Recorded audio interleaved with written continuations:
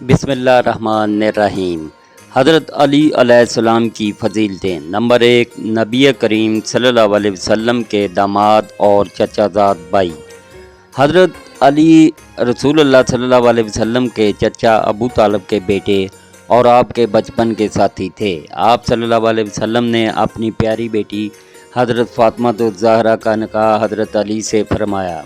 Number 2, सबसे पहले ईमान लाने वालों में शामिल हज़रत अली अलैहिस्सलाम वो पहले नौजवान थे जिन्होंने ऐलान नबूवत के बाद सबसे पहले इस्लाम कबूल किया और रसूलुल्लाह सल्लल्लाहु अलैहि वसल्लम की हर बात पर लब्बैक कहा। नंबर 3, शजाअत व बहादुरी की अलामत।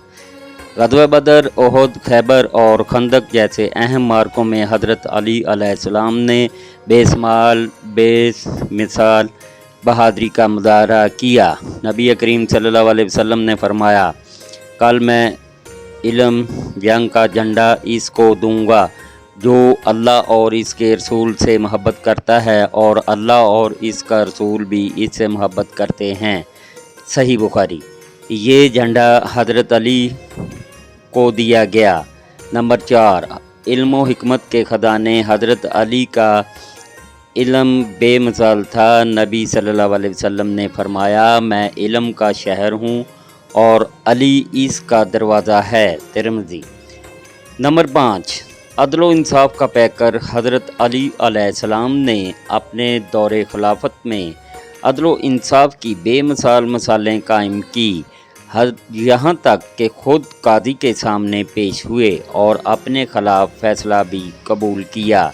नंबर 6, कुरान और सुन्नत के सबसे बड़े आलम इमाम शाफ़ी रहमतुल्लाह अलैह फरमाते हैं, अगर अली ना होते तो बहुत से दीनी मसाइल हम पर पोशीदा रह जाते। नतीजा, हज़रत अली अलैहिस्सलाम की ज़िंदगी शजाअत, इल्म, तक़वा, वफ़ा और कुर्बानी का बेहतरीन नमूना है।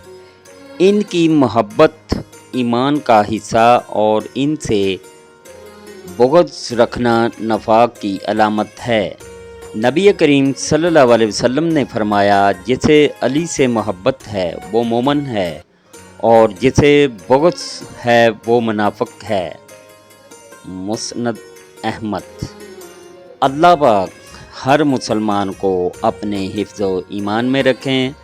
आमीन सुम्मा आमीन या रब्बुल आलमीन। अल्लाह हाफ़िज़।